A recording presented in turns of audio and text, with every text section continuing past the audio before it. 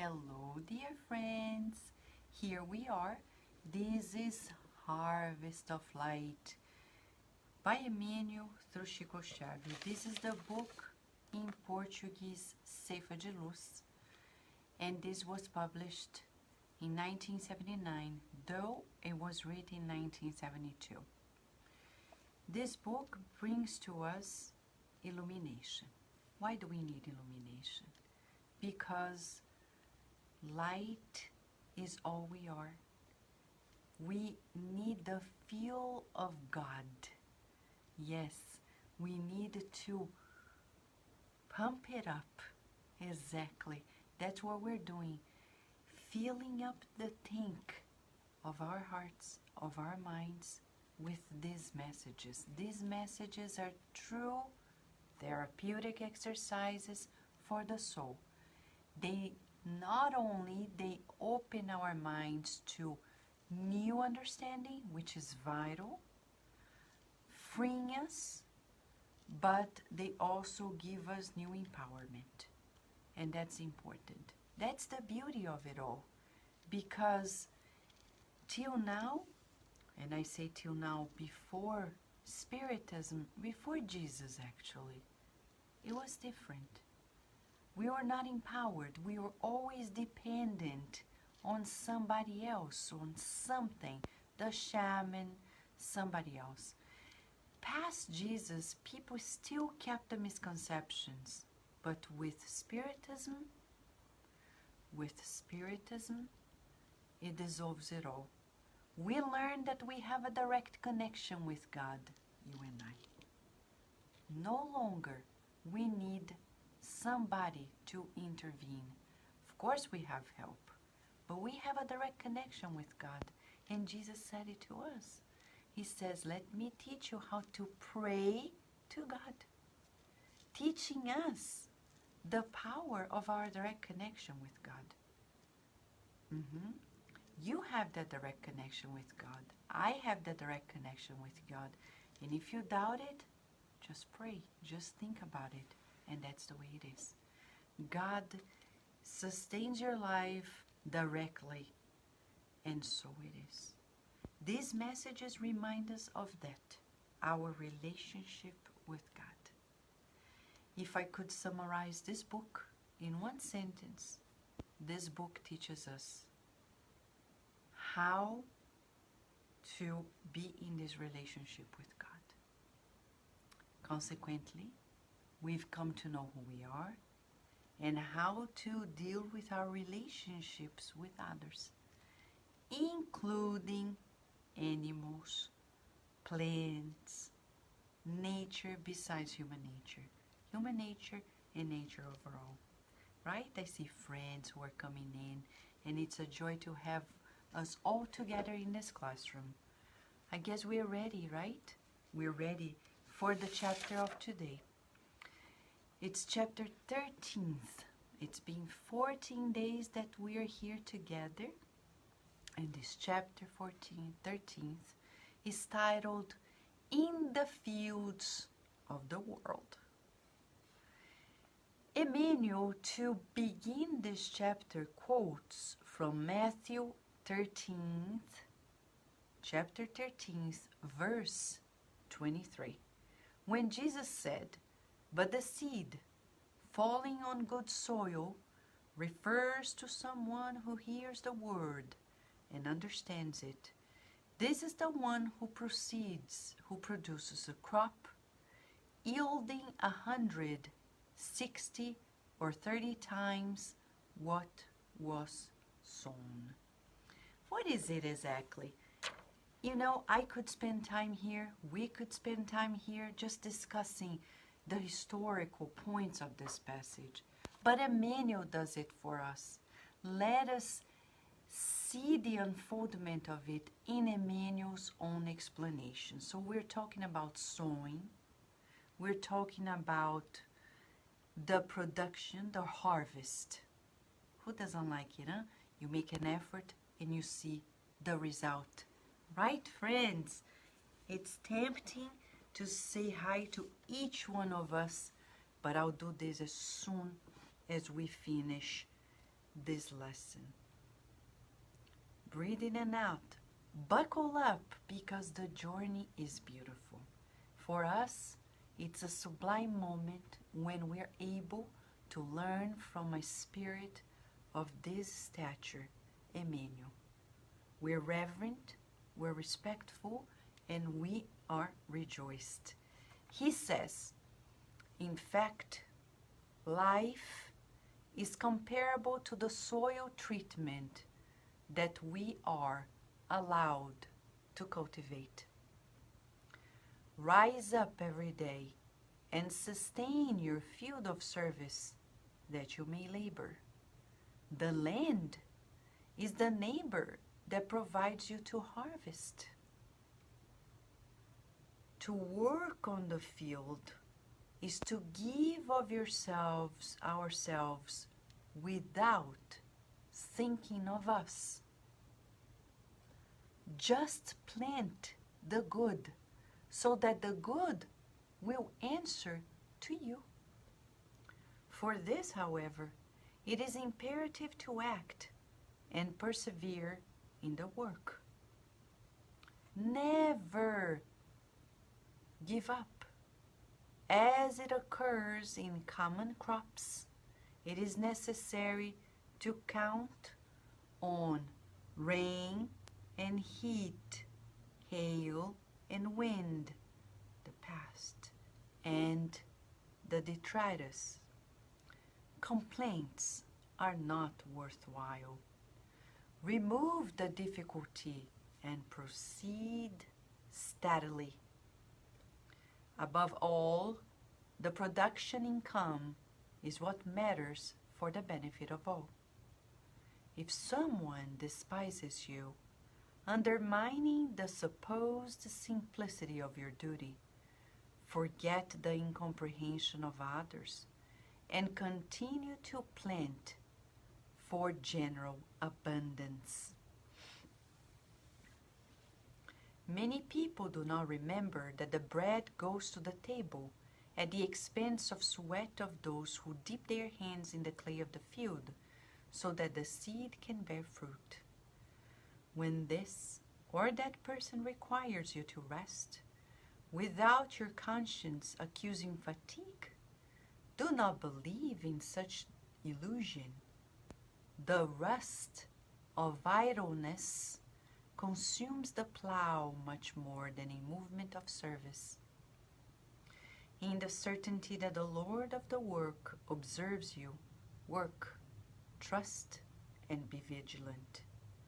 Do not doubt. Do not fear.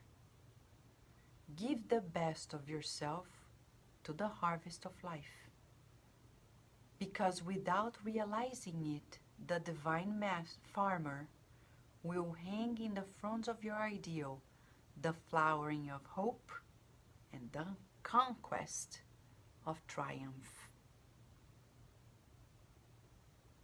These messages are so uplifting.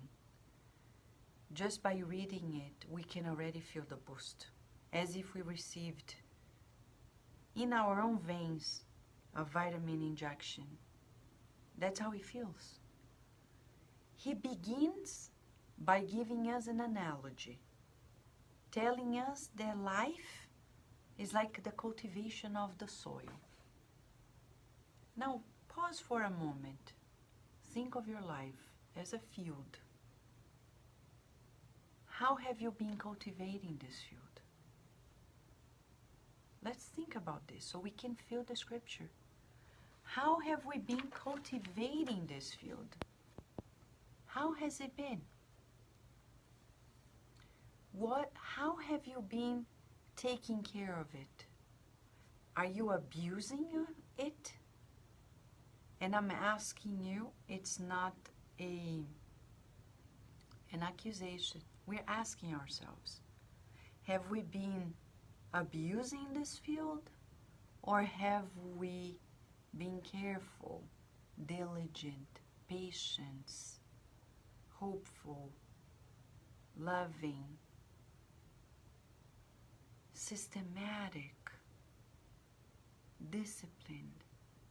Oh, no, Vanessa. this, my life has been a mess. I plant one seed and I run away, I forgot to water it.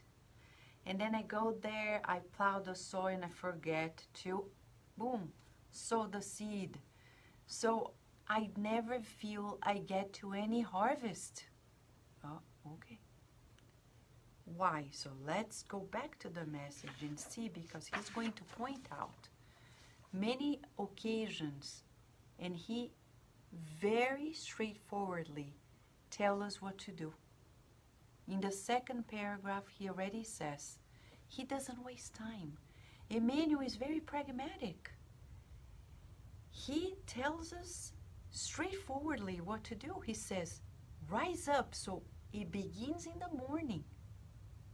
Because there are people who spend the day like they're allowing life to push them. And then when they go to sleep, they're like, oh, I had 10 things in my to-do list. I did none. I was so lazy.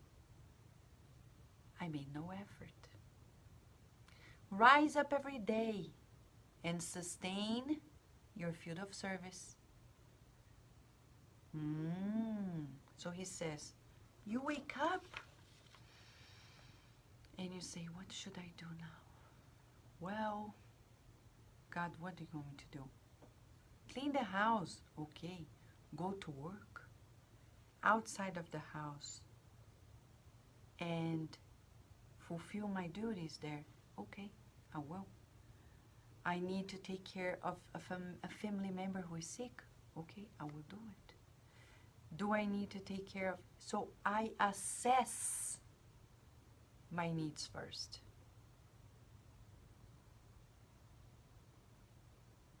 Ideally, when I go to sleep, I recapitulate my day and I visualize the fulfillment of the next day.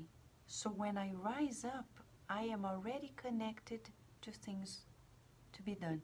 So let us put a pause here. Since he said this cultivation of our field begins when we wake up, every day. He doesn't say special days, Christmas days, New Year's Day, when we write resolutions, start diets. You can start a diet any day. It could be a Tuesday. It can be a Monday. It can be a Friday. Some people like, on Monday I'll start, and it's still Tuesday. No, start now. But why sometimes, or all the time, we may wake up and not feel we have enough energy? Where have you been during the night?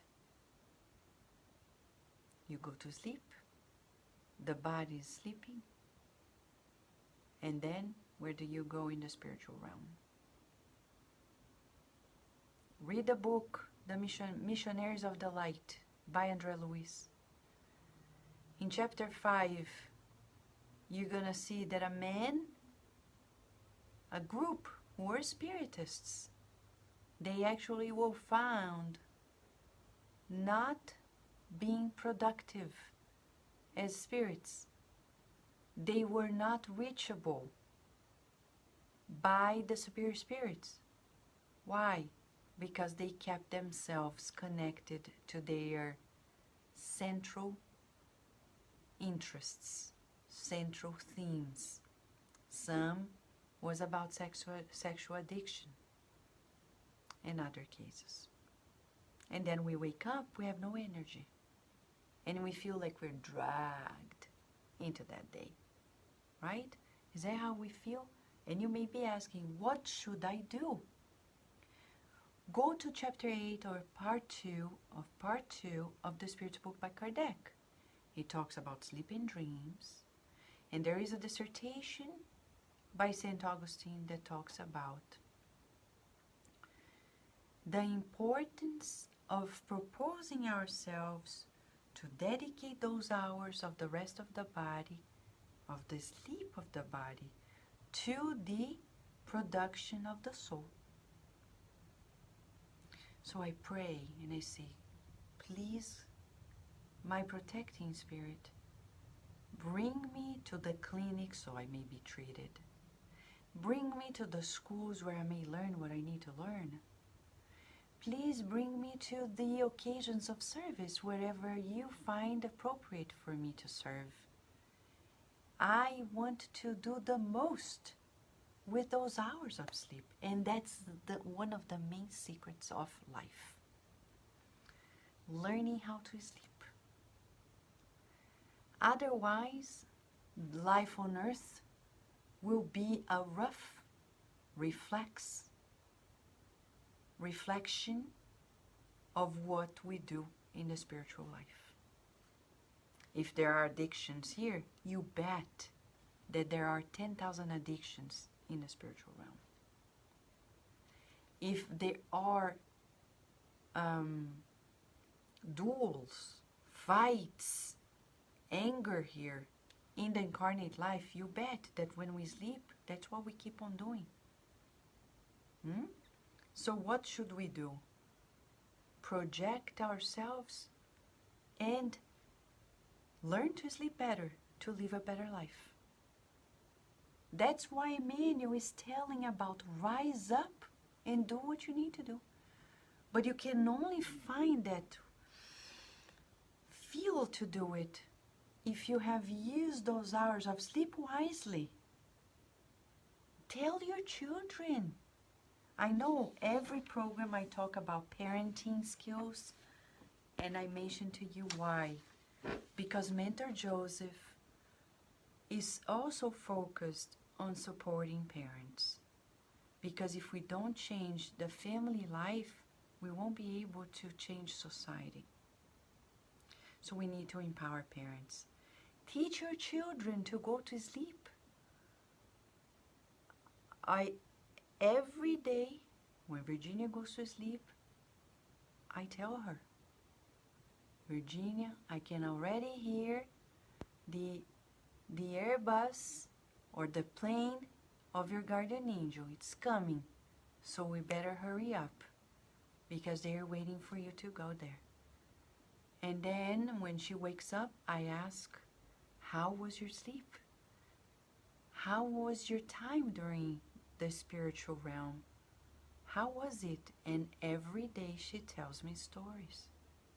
There was a day she was tired and she said, you know, Virginia's not back yet. She's still sleeping. She's still in the spiritual realm. And I said, who are you? I'm a kitty cat that is here. And I found it so cute because she mentioned that she didn't want to wake up yet. So I know that the spirit is not fully aware, but for us, that's how natural it should be, our conversation with our children. Don't refrain from it. And we should make it natural for ourselves. Tell your body, now you're going to sleep. It's not about the many hours, it's about quality. Don't think like, oh, I slept only 5 hours. Good 5 hours? Wonderful. Terrible 8 hours? Terrible. So it's not about quantity, it's about quality. Professor Eurípides Barçanufo never slept for so long. Chico Xavier neither, and neither does Divaldo Franco and many others whom I know. Why? Because they maximize the time that they are having in the spiritual realm. So they can maximize their lives here. You have relationship problems? Project the dealing with those problems before the clinicians, the therapists in the spiritual realm. You have a physical ailment, disease, enroll yourself in treatments in the spiritual realm. It depends on your request. If it's a fervent prayer, if you really seek, you will find, says Jesus. And it is true. So he says that's where it all begins, when we wake up. But he says to cultivate this field is to give of ourselves without thinking of us. Isn't that amazing?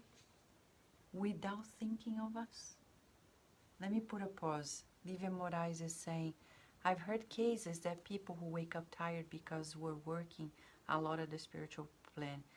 Can it be true? I don't think so. Because when we work with the good spirits, we come back replenished. What we know from André Luiz and other spirits is that Emmanuel Filomeno de Miranda, through Divaldo Franco as well, and others, is that during the time when we are not doing so good things, we actually come back not replenished. When we work to the benefit of others, the good spirits replenish us before we wake up. A good night of sleep in service makes us wake up replenished. So, thank you, Livia, for asking such an important question. It's so important. Thank you. Thank you for asking this question.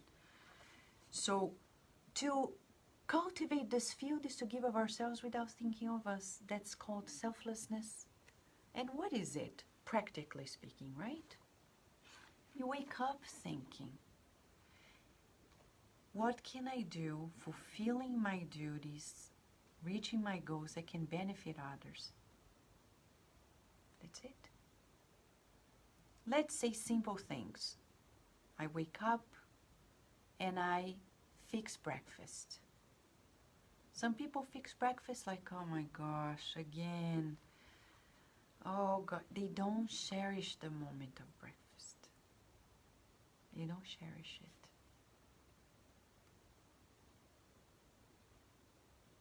They have to do laundry. It's so good to have a washer and a dryer, because there are many people who don't have it.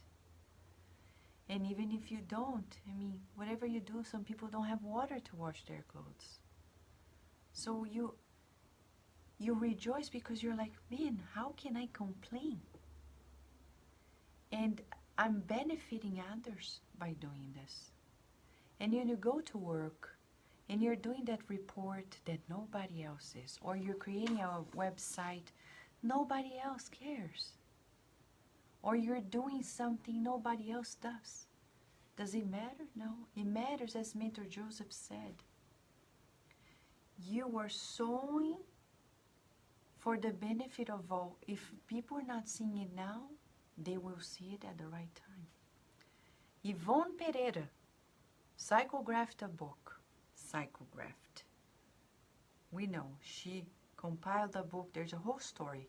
Memoirs of a Suicide. Right? And it took 30 years to have it published. How many people were benefited once it was published? Many. Imagine if she gave up and said out of ego, oh, they didn't publish, so be it. I don't want him to publish. Or publish before actually revising the way she did in between those years. So you see, that's what we call selflessness. You do the good because the good is good. We do the good because the good is good. I cannot confiscate the good because it's not mine. It comes from us. It comes from God, through us, but not from us. Sunshine is saying we need to remember that charity begins where duty ends. It makes it clear how we need to maximize our duty-free hours to cultivate the field selflessly. How beautiful, poetic, and what a summary, Sunshine. Thank you for providing such a powerful summary from previous lessons of Emmanuel to this one. So he says, just plant the good so that the good will answer to you. For this, however, it's imperative to act and persevere in the work, never give up. So this tells us about the importance of not reacting. Because when we depend on people's approval, or we depend on their lack of approval to do or not to do something, we're reacting to life. We need to take action. Jesus, if he had awaited people to vouch him, he wouldn't have done. He wouldn't have come. He wouldn't have done what he's done. What does this tell us? emulate the master. If something is right, we do it. Oh, but people are not recognizing. But God is. Keep doing. We keep doing. We keep doing it. We keep doing it. The day will come when people who will need it, they will nourish themselves with it. So he says, never give up. Plant the good so the good will answer to you. Often we do things if others do that to us. If they approve, if they agree, if they accept, if they invest on us, how can we expect people to invest on us if we don't believe in ourselves? If you don't believe in you, who will? Besides God and the good spirits. You need to be your first investor. Do you believe in yourself? Do you sign, vouch for yourself? The day you do, others will start banking on it. And I say this not monetarily. I say this vibrationally. So, never give up. Look at Celia in the book 50 years later. Her family forgot about her. She had to take another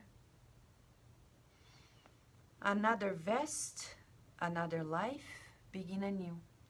The beauty of it all is that at the end of her life, her father, who sent her away from home, who expelled her from home, almost killed her,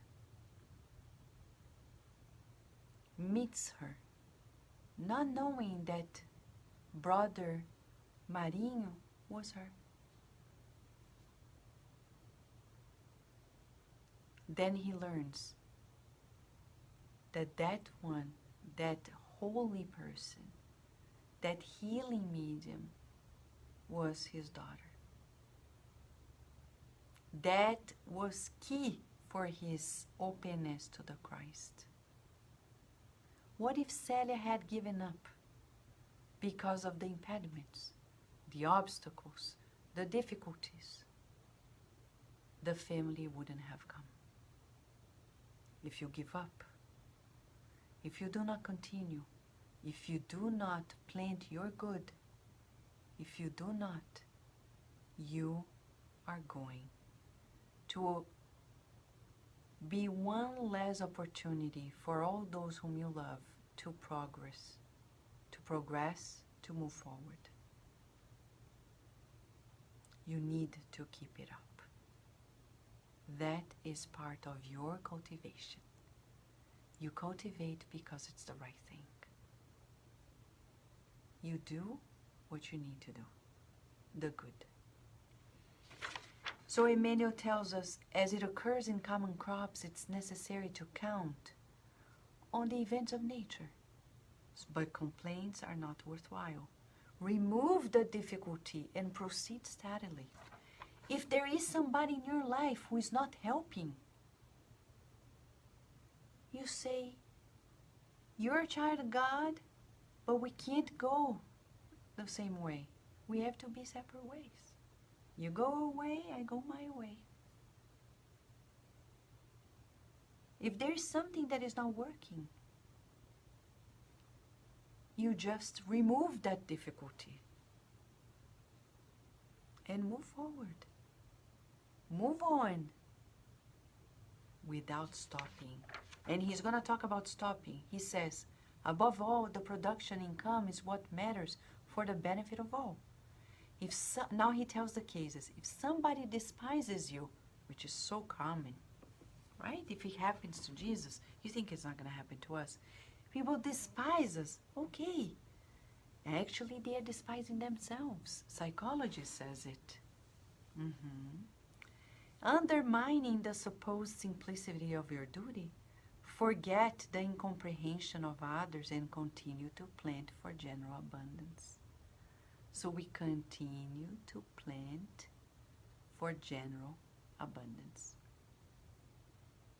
Many people do not remember that the bread goes to the table at the expense of the sweat of those who dip their hands in the clay of the field so the seed can bear fruit. Often we admire the president of a country, but we should admire the farmers who work so patiently, so diligently, so we can have food at our tables. They are the true presidents of our country, because they are the ones who are dictating the next steps in our health. We should pray for them, that they make wise choices with organic farming, with healthy productions, so it does good to all. Have you forgot about praying for the farmers? We often despise, but they are vital. Somebody despises you, forget. So that's the first movement. Forget the incomprehension and continue to plant. If you stop, oh, I stopped doing the good. Some people say, I stopped going to the Spiritist Center. Because the center, I tried several centers. Say, you know what? Form a center, form a group. If no center, no group is good for you, it's time for you to form one. And that's not rebelliousness. It's just so natural. Allan Kardec says it in the Medium's book. We are better off with small homogeneous groups than bigger heterogeneous groups. If what you need to do is important to be done, don't refrain. I never forget when we started the Spirit Side of Baltimore and we started branching out to do the works in English. Many didn't understand, and to date they don't. And if we had not done it, we wouldn't be here tonight. I learned with the spirits every day. I don't care what people say. Not because I don't care about people. I care about them and I pray for them. But I don't care if they tell me, don't do it. I'll do it. Because it's the right thing to do. And I remember in 2001, when I received the psychography of spirits asking to do the works in English. I'll never forget that day. And everything else happened. And it's been 17 years. And now we're able to be here connected tonight. And it's such an important moment for us because it changes our lives. And I'm sharing this with you because the same you shall do in your life.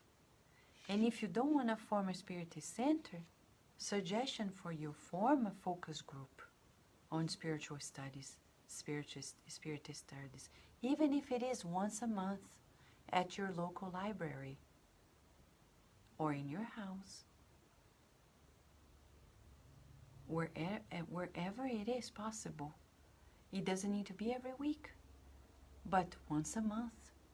And cultivate it, because not doing anything is not acceptable. Sunshine is saying, forgive and serve more. Exactly, Sunshine. And he says, many people do not, when this or that person requires you to rest without your conscience accusing fatigue, do not believe in this illusion. Listen to this. I know many people who come even to me and say, oh, Vanessa, aren't you tired? Do you you should do less? And I say, you know what? I'm not going to listen to this. Because I've never heard Mentor Joseph saying, stop. Never. On the contrary. He says, finished. This duty is done. Next. And Emmanuel always said this to Chico. Joana to Divaldo, etc., etc. There's no excuse. No excuse. Right, Rudy? Eye-opener lesson. I agree with you, Rudy. And he says here, the rust of idleness consumes the plow much more than in movement of service. You know what happens when you do the good? All the scientific research shows to us that you're physically more fit. So it does physiological good. But you know why? One of the explanations. When we're doing the good, we're activating the parasympathetic system, which is relaxation. You're working, helping people, but it's so beneficial. When you really do the good for the good itself, it's so good. When we do cardiac radius programs, it feels so good. It's like we're receiving an injection of, superfood. Because we're sharing the bread that was given to us. And that feels good. And that's the right thing to do. And it's simple. When you talk good things to somebody. Today, I was taking Virginia to a swimming pool. And I had the benefit of knowing a woman. What a woman. She's an American from California, has 5 children. Beautiful woman. And I said to her, we started talking and asked, you have 5 kids? The little one, the older one is 13, the little one is 2. And she said to me, yes, she's so happy, so joyful. And I was so curious to understand the secret of her youthfulness. And I asked her, how come you're so fit and youthful and yet you have 5 kids? And she said, I love my kids. I love them so much. And I saw them all, 4 girls and a boy. So healthy and happy and joyful and courageous and social. And I kept asking and I kept talking to her. And I said, oh, do they go to school? No, I homeschool them all. And then I was like, what? Wow. And I said, tell me more about it. She says, I volunteered. I love being a mother, and I love teaching them, preparing them for the world. And I said, no, there's a missing link here. And I kept digging, and then she said it. I believe in the Lord Jesus. And I feel that I cannot send my children to school and have them not hear about the lessons of the Lord. And I said, it's tough if you do send them to schools that don't, because it's pretty difficult. And she said, but that's our task, to share with people. I tell my children, if you meet people who don't proselytize, but share the good and the benefit. But she was so genuinely beautiful, joyful. She was the full expression of this joy in the world. And I've seen her before, but it was the first time that I talked to her. And it comes across what we said yesterday. When mothers volunteer to do their best. And we understand when mothers don't feel like spending the whole day with their children. But it's about quality time. It's about being conscious of what to do when you are with your children. If you cannot be with them the whole day because you have to work, when you pick them up and you are with them, be with them completely. And observe and bring the full story of life to them. Do not believe in people who keep telling us that we're so tired of being parents. That's exactly what Emmanuel is telling us. Oh, you need a break. Come on, go to a winery with your husband. Spend the day there and allow your children to be with a babysitter the whole day. And they don't know the babysitter And they don't give their cars to anybody, but they give their children to whomever. I apologize if I'm a broken record talking about it, but it has become a critical question on earth, according to the spirits. Our society will only move to a different direction when we redefine parenthood. We needed to go to its sacred lines and see that it's much more than simply giving them food, sending them to school, and teaching them how to make money in the world.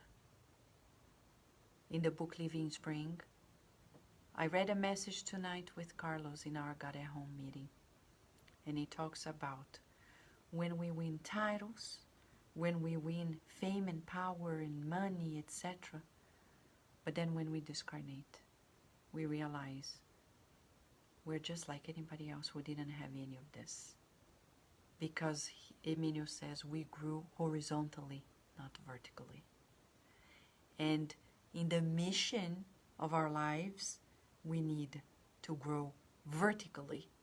So do not stop. If somebody tells you you should rest, take a vacation. If you don't feel like it, don't stop. Because you'll be rusty. And to go back, it's going to be harder. Finally, he tells us in the certainty that the Lord of work observes you. The Lord of the work observes you. Work, trust, be vigilant. Renew yourself. If you feel tired, instead of stopping, do a virtual passes. I do it every day. I say, now I need a virtual passes. Even if I'm alone with Virginia, or I have family or friends, I say, friends, I need a minute. I go to the bedroom or bathroom if I'm not home, and I spend like the 10 minutes of the virtual passes, seated or laying down, recomposing myself. At work, I do the same. I do the pause, and I listen to that, or I do my meditation through breathing to renew myself and keep going. Some people don't do this, and they go from entertainment to entertainment to entertainment to entertainment, and they are actually in escape mode, and they never rest. We leave our rush at work, go to vacation, come back, and we are more tired because we were not able to actually turn on the parasympathetic system, the relaxation system inside of us. You have it inside of you. Through breath, through prayers, meditations, visualizations, yoga, walking, you can trigger that pathway. It's a learning experience, friends, right? So he says, do not doubt or fear. And that's where we are consumed. Why does Emmanuel says that to us? Because we often second guess ourselves. Often. Oh, I'm going to read this book, Harvest of Light, translate, and do this work. And then I'm like, really? I think I should sleep earlier. Maybe that's going to be vanity. Maybe I won't be able to explain well. And then fears. Fear of this, fear of that. Fear. If we doubt, we wouldn't be here. You can't doubt your divine nature. You're divine. You're God's, said Jesus. You're light. Joana de Angelis reminds us, we're joy of living. You're not a sad person. Do not label yourself. I'm sad. I'm depressed. I'm this. No, do not label yourself, because God doesn't label you. God gives you unlimited potential. And then you go there and put yourself in a box. I am a sad person. I'm depressed. I'm anxious. I'm this. I don't think so. These are probably defense mechanisms that you're using. You're not that. You can renew yourself today and say, who am I? Look at yourself in the mirror and say, I am a child of God. I am a child of God. Feel it. I reincarnated to learn to do good. I'm learning. You're learning. Keep that in mind. You are a child of God. And so on and so forth. And finally he says, give the best of yourself to the harvest of life, and the divine farmers will give you the flowers of hope and the conquest of triumph. How beautiful is this, friends? Tomorrow when we come back, fraternal indication, it's a continuation of this, because he says, do not await eternal repose when you do not find peace in you. Friends, I want to give you a super hug and wishing you that you do not fear and doubt that you are a child of God and we need you in your full potential.